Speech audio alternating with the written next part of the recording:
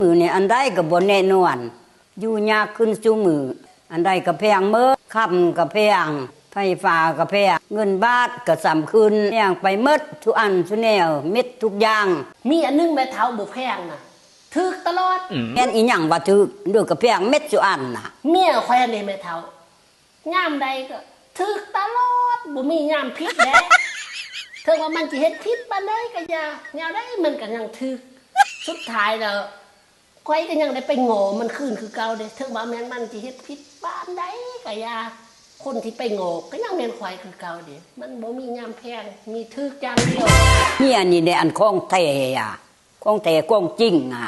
เพิ่นบ่ฮักเมียกินเป็นฮักไปสุดท้ายมาก็แม่นเมียนั่นแหม่อยู่เจ้าตลอดไปตลอดชีวิตอ่ะ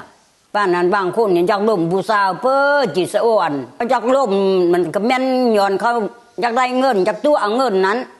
นาเป็นสิว่าขี้ขันคาขี้ตุกวกเพื่อจะไปล้มนี่สั่น